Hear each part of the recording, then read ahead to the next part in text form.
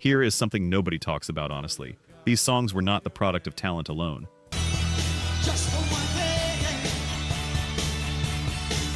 They were the product of accidents, injuries, arguments, midnight phone calls, and rooms with the right kind of echo.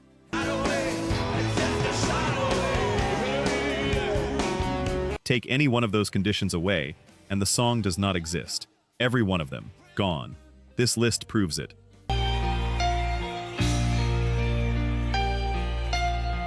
Number 10.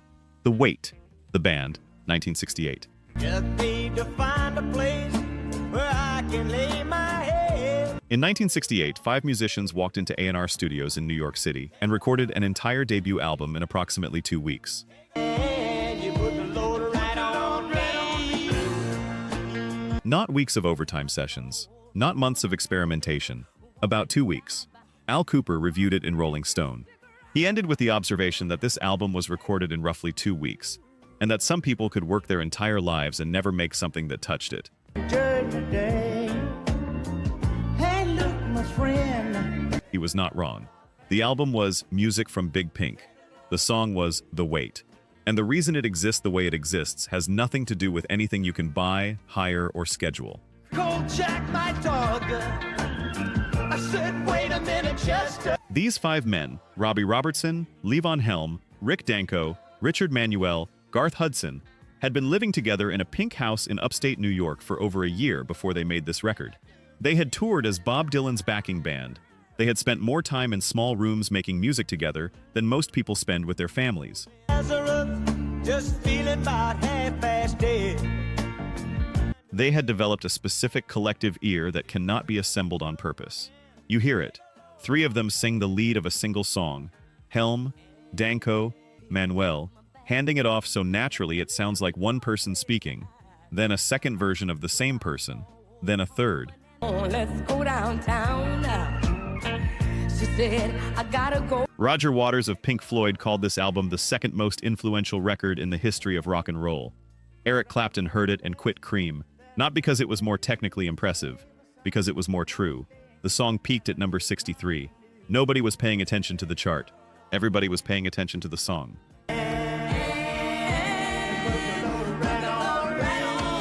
I need you to hold this thought going forward. These 5 specific people, with this specific shared history, that house, that basement, those years, take any of it away, and The Weight doesn't sound like The Weight.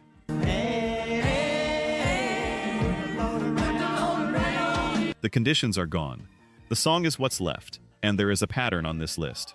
Once you see it, you will not be able to stop seeing it in rock history. Number 9 is where it starts to become personal, because this one was born from an accident nobody was supposed to survive musically.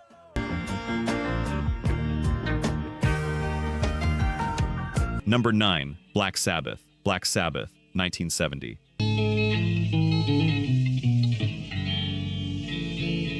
On October 16, 1969, 4 young men from Birmingham walked into Regent Sound Studios on Denmark Street in London and recorded an entire album in 12 hours.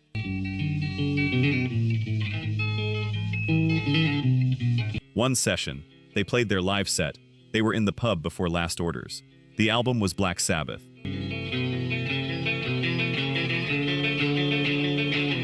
It was released on Friday the 13th in February of 1970. It is now widely considered the first heavy metal album ever made.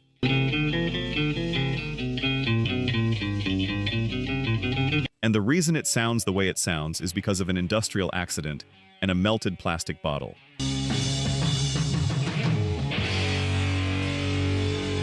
Tony Iommi was 17 years old, his last day of work at a sheet metal factory. A machine took the tips of the middle and ring fingers of his fretting hand.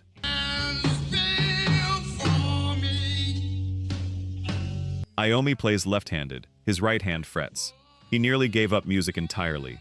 Then his supervisor played him a recording of Django Reinhardt, the jazz guitarist who had built a legendary career, with limited use of 2 fingers following a burn injury.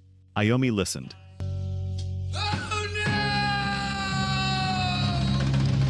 He fashioned prosthetic fingertips from a melted liquid soap bottle, covered them in leather, and got back to work. Here is what the injury forced him to do. He could not play fourths, so he played fifths, what became power chords.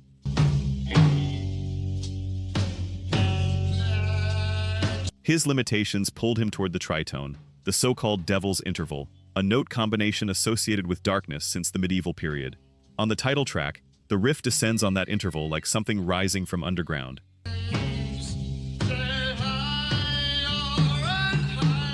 The thunder, rain, and tolling bell that opened the recording were added afterward to match what the riff was already doing. This is not a coincidence. You know it isn't. The album was recorded in 12 hours.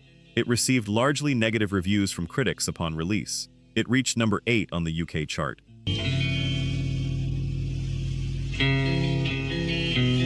It invented an entire genre of music. It invented it by accident, through the specific combination of a factory injury, a melted soap bottle, an inability to play a particular interval, and a bass player named Geezer Butler, who simply followed the riff because he didn't know how not to.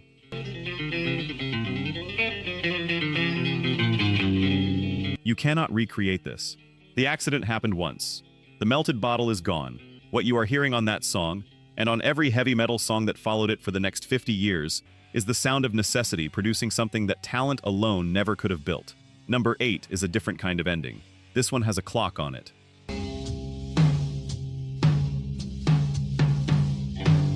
Let's look at the numbers. Only 9% of you are actually subscribed. Honestly, that's tough to see. Our team spends days hunting down archives and verifying every single fact just to tell these stories right. If you've made it this far into the video, you're clearly part of the community, so please hit subscribe. It costs nothing and helps us immensely.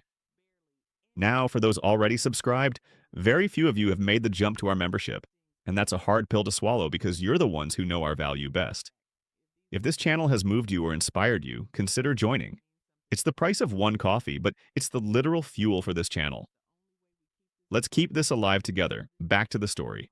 Number 8. Riders on the Storm. The Doors, 1971.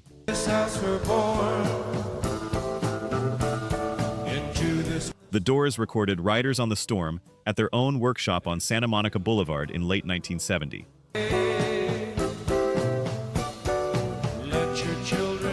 Their longtime producer Paul Rothchild had already walked off the sessions. His reason? The song sounded like cocktail jazz. He couldn't hear what was underneath it. That's on him. The band produced the album themselves with engineer Bruce Botnick.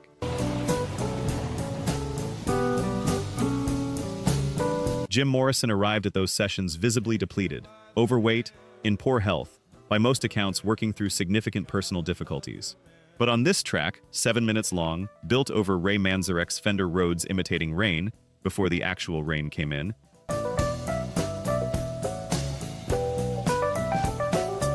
Morrison sang a lead vocal with more control and quiet intensity than almost anything he had recorded before. And then Manzarek had an idea. Have Morrison go back in and whisper the entire vocal over himself. A second pass, underneath the first, just below the surface. A ghost of himself, duetting with himself, so quiet you might not hear it the first few times through.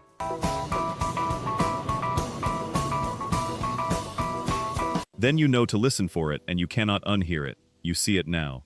I know you do. That whispered vocal is the last sound Jim Morrison ever made in a recording studio. He flew to Paris shortly after the sessions wrapped. The single entered the Billboard Hot 100 chart the week ending July 3, 1971. This world we're thrown like a dog. The same week, Jim Morrison died in Paris at 27 years old. The song that already sounded like a man saying goodbye was, in fact, a man saying goodbye. The whisper underneath is the final evidence. A man hearing himself on playback one more time.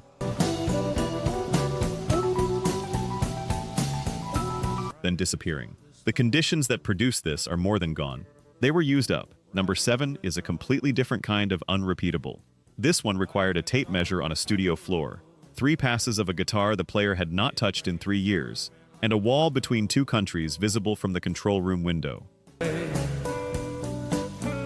If you give this man a ride. Number 7, Heroes, David Bowie, 1977.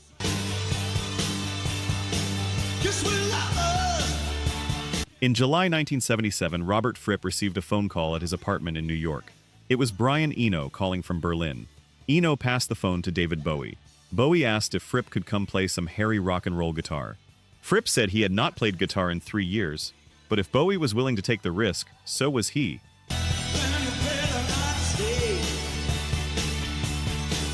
A first-class Lufthansa ticket arrived. Fripp landed in Berlin with his guitar and no amplifier. He had never heard the backing track he was about to record over. He set up in front of the studio monitors and used a technique he had developed, strips of tape on the studio floor marking the exact distances from the speaker at which specific notes would feed back naturally. A at 4 feet, G at 3.5.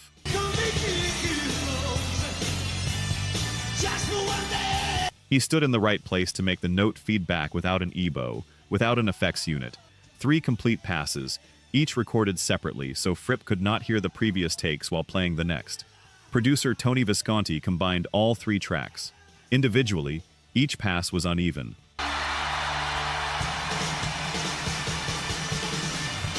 Together, 3 guitar performances that had no way of being in sync with each other. They locked into something Visconti described as a dreamy, wailing quality. The sound everyone assumes is an EBow. It is a man with tape on the floor, standing in the right place. While this was happening, Brian Eno was running Fripp's guitar signal through a briefcase synthesizer, adjusting the filter and envelope in real time. Neither man was entirely in control of what was coming out of the speakers.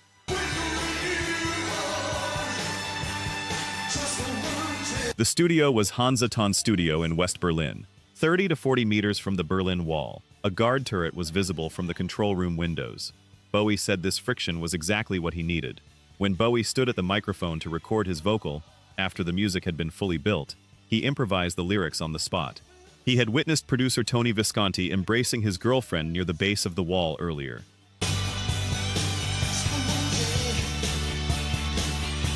That image went into the song. The song was not a hit when it was released. It became one of the most important recordings of the 20th century. And every element of how it was made, the floor, the distances, the 3 unconstructed takes, the briefcase synthesizer, the wall and its guards 30 meters away, existed exactly once. That is the midpoint of this list. And I want to say something directly before we continue.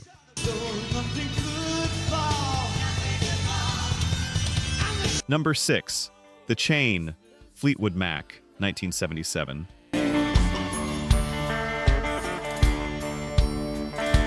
The Chain is the only Fleetwood Mac song ever credited to all 5 members. Lindsey Buckingham named it that because, in his own words, it was literally a bunch of pieces.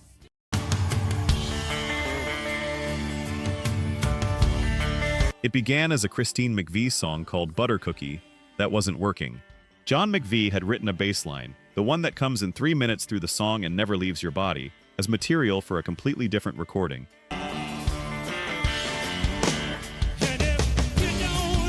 Stevie Nicks had a set of lyrics built around the line, "If you don't love me now, you will never love me again," that she had written as part of her own solo work.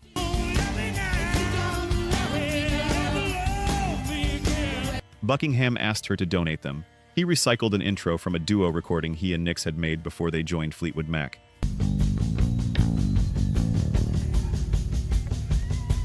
Engineers Ken Kayat and Richard Dashut physically cut these pieces together with razor blades on actual analog tape at the record plant in Sausalito.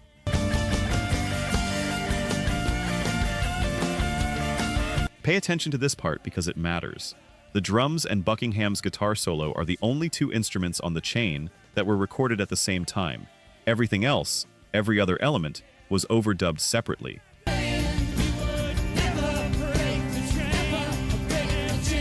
The song is a construction of parts that were never intended to be in the same room, and it became the most unified-sounding thing Fleetwood Mac ever made. While all of this was happening, Buckingham and Nicks were ending their years-long romantic relationship.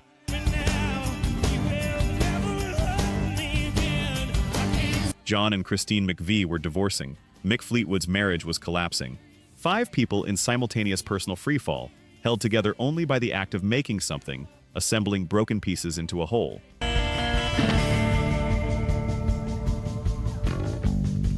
That is not an opinion, that is what happened.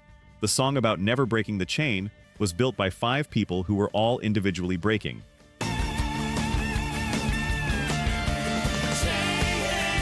The tension of that room in 1976, the specific stakes, the specific grief, the specific need to make something that held when everything else was falling apart, that is inside the bass line.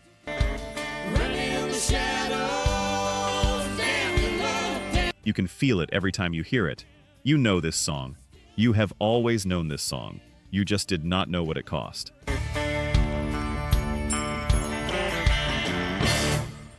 Number 5 is where this list starts to argue with itself in the best way.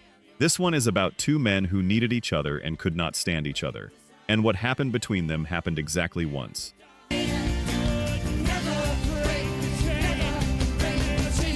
Number 5, Comfortably Numb, Pink Floyd, 1979.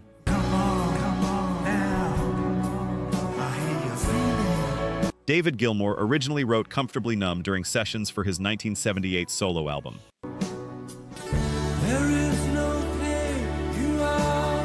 A skeletal instrumental. Chord progression, melody, no lyrics. He brought it to the wall sessions. Roger Waters wrote the lyrics. And then they had the argument.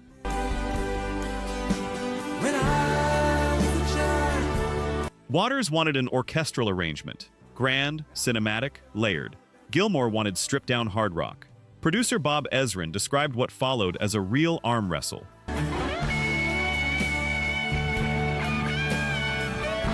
Waters and Ezrin on one side, Gilmour on the other.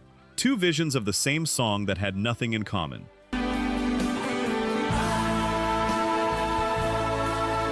The compromise was not a negotiation.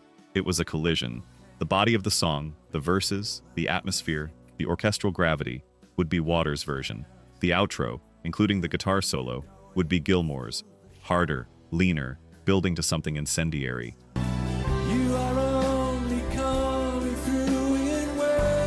Two different recordings of the same song, spliced together. Two aesthetics that disagreed about everything, made into one song that agrees about the most important things.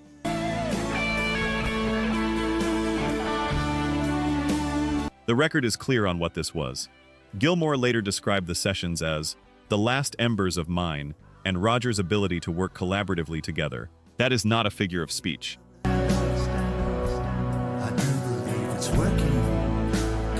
That is a documented fact. By the final cut, Waters had effectively taken control of the band. Gilmour was sidelined. Waters left. The legal dispute that followed was ugly. They came back together for roughly 20 minutes at Live 8 in 2005 to perform this song.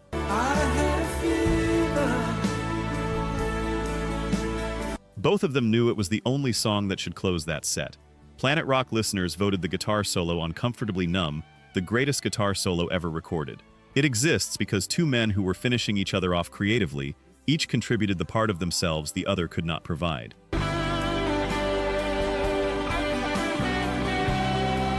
The argument was the art required the argument, and the argument has been over for decades. You cannot manufacture this. You cannot recreate the specific friction of these two men in the south of France in 1979, needing each other and fighting about it.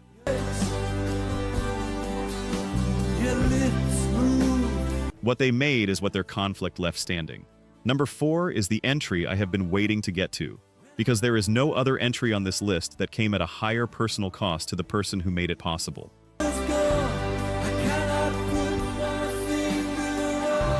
Number 4, Gimme Shelter, The Rolling Stones, 1969.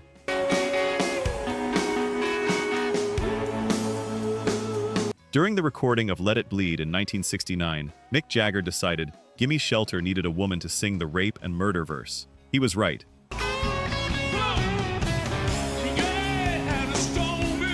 Arranger Jack Nitzsche made a call to a gospel and soul vocalist named Mary Clayton. It was past midnight, she was in bed. She was 4 months pregnant. She came to the studio in her pajamas. Nobody had told her what song she was walking into.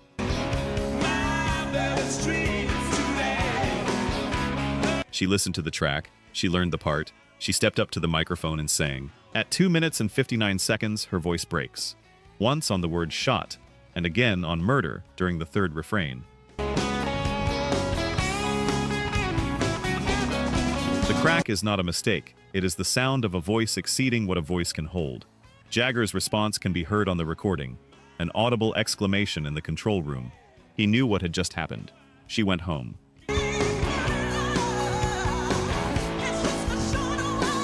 The following day, she suffered a miscarriage.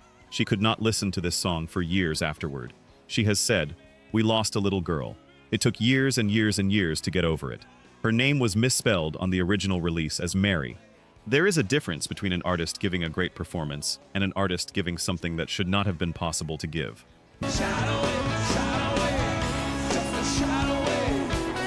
Mary Clayton arrived at midnight, carrying a pregnancy, wearing her pajamas, with no preparation and no context, and she sang with a power that shattered the most important song on the album. And she left some part of herself in that studio that she spent years reclaiming. The music did not fail. The music was served.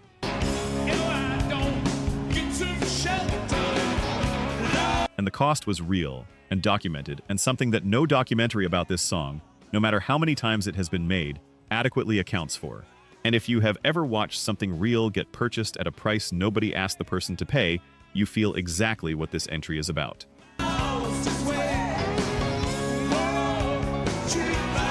Number 3 is where this list turns completely physical. 2 microphones, a 3-story stone staircase, a drum kit left in the wrong place by a delivery crew who had no idea what they were about to create.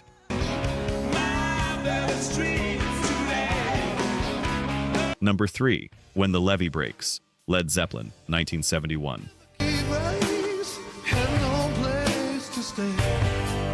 Here is what they don't tell you about the greatest drum sound in the history of recorded rock music.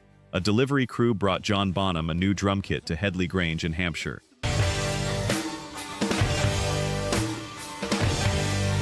An 18th century former poorhouse that Led Zeppelin used as a live-in recording retreat. Because a session was in progress, they were told not to set it up in the recording room.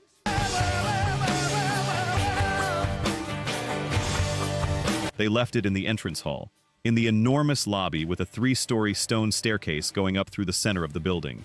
Bonham went out to test a few hits.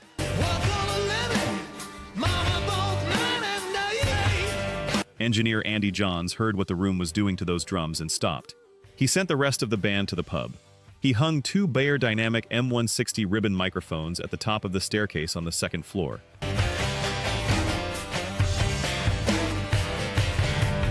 Two microphones, no mics on the kit itself. The drums were compressed through a Helios console and run through a Binson EchoRec echo unit. The rest was the acoustics of a stone staircase built in the 1790s.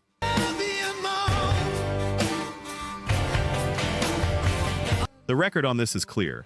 Johns later recalled that he did it as a one-off experiment and didn't start using room miking techniques regularly until years later with other artists. He described the result as coming out quite well. What came back through those 2 ribbon microphones is the most sampled drum beat in rock history.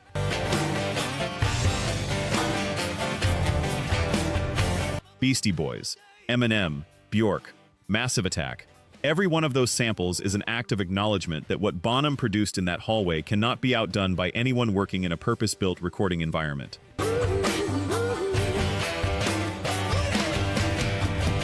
The song was so difficult to recreate live that Led Zeppelin performed it exactly twice in concert, in the early dates of their 1975 US tour.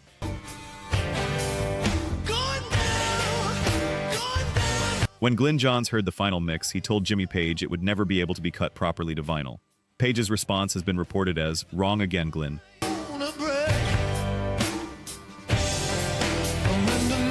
You cannot build another Headley Grange. You cannot put Bonham back in it. The delivery crew made their call once. That call is done.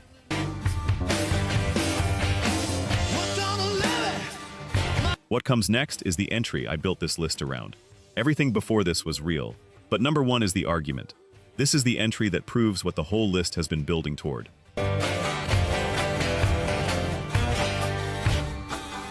Number 2, Bohemian Rhapsody, Queen, 1975.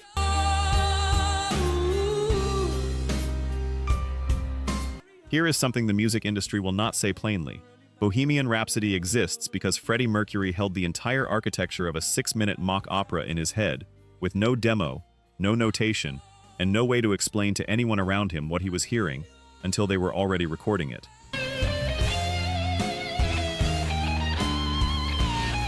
Roy Thomas Baker, the producer, recalled Mercury sitting at a piano and playing the opening ballad section, then stopping and saying, "Right, this is where the opera section comes in," and then leaving a gap where the opera section would eventually be.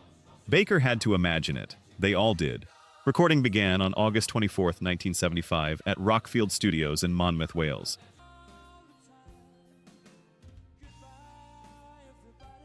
They were working on 24-track analog tape. Mercury, Brian May, and Roger Taylor sang their vocal parts for 10 to 12 hours a day, every day, building the operatic middle section, one layer at a time. The total overdub count reached 180 separate vocal passes. Follow this.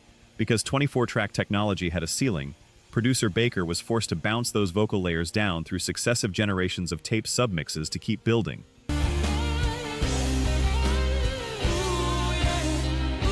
By the time the song was finished, the audio had passed through 8 generations of tape dubbing, meaning the signal had degraded and regenerated 8 times to accommodate what Mercury was demanding. The tape itself, from all those passes, wore down until it was nearly transparent. Brian May has said that every time Mercury wanted to add another Galileo, they lost something on the tape. That loss, that degradation across 8 generations of analog media, is inside the recording.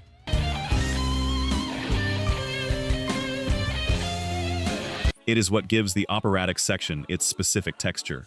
The slight compression artifact, the way the voices blur at the edges in certain registers, that is 8 generations of tape doing what tape does. The song's multi-track originals are so fragile from that process that they reportedly have to be baked in an oven before they can be played back today.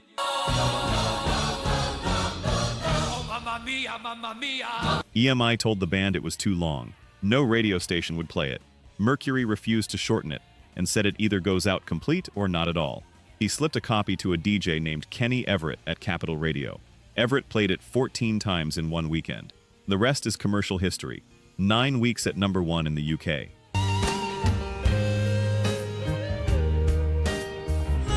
But here is what cannot be recovered. The conditions that built Bohemian Rhapsody exist in the specific gap between not enough tape tracks and too many. The window where you had to fight for every overdub, where each new layer cost you something from the one beneath it, where the limitations forced decisions that a system with unlimited digital tracks would never force.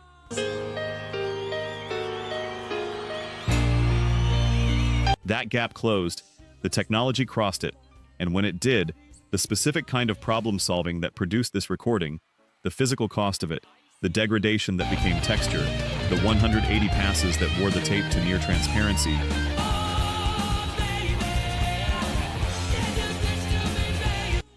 became impossible by definition. You cannot recreate necessity. You cannot unbuild the tools that removed it. What number 1 on this list required is even more unrepeatable. And not just because of the tape.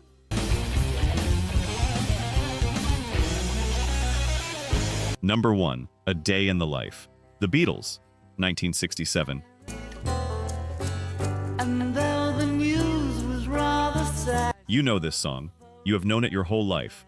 But knowing the song and knowing what it took to make it are 2 completely different things.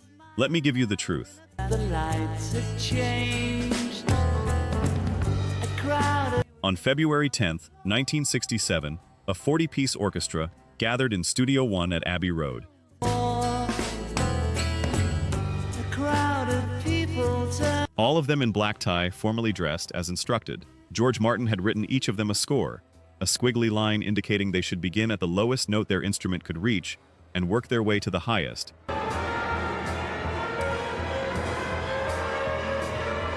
Each player at their own pace, without listening to the musicians beside them, not as a section, not as an ensemble, as individuals, improvising within a defined range.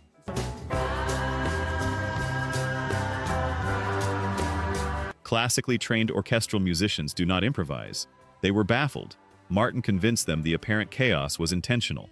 Among the guests present in the studio that night, Mick Jagger, Keith Richards, Marianne Faithfull, Donovan, Mike Nesmith of the Monkees.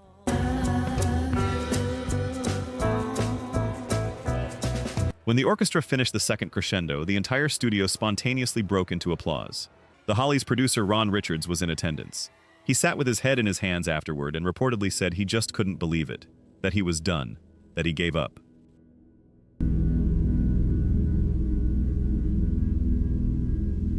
John Lennon had told George Martin he wanted the final chord to sound like the end of the world.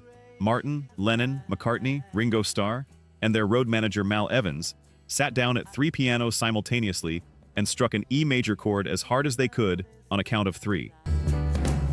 The English army had just won the war. Engineer Jeff Emmerich placed the faders at their lowest point and raised them slowly as the sound faded, keeping the chord at maximum volume as long as the tape would hold it. The resulting note sustains for more than 40 seconds. By the end of the decay, you can hear the studio air conditioning.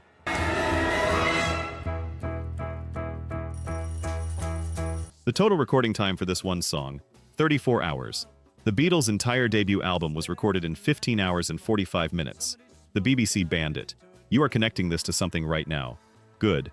John's verses came from 2 newspaper articles read the same morning. Paul's middle section, the alarm clock, the bus, the dream, came from Paul's own memory of getting to school.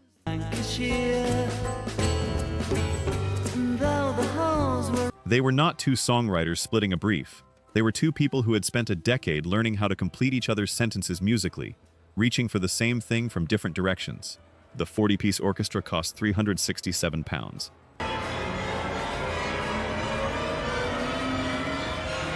The studio time was unlimited. The technology, 4-track machines running in sync for the first time in EMI's history, extended to capture what was happening, was pushed to the boundary of what it could hold and then past it. 3 years later, the Beatles were gone. Here is the pattern I mentioned at the start of this list. Across 10 songs, 10 different decades, 10 different artists, one truth keeps showing up.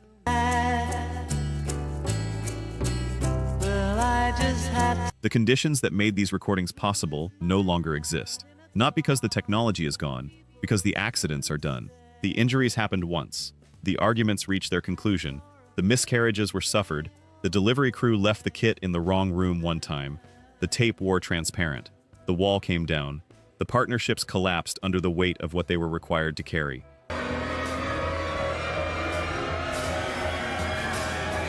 Rock history will tell you these songs exist because of talent. That is true, but talent alone does not account for a 40-second piano chord that required 5 people and a fader being raised in the dark. Talent alone does not account for a whisper that turned out to be a man's last recorded moment on Earth.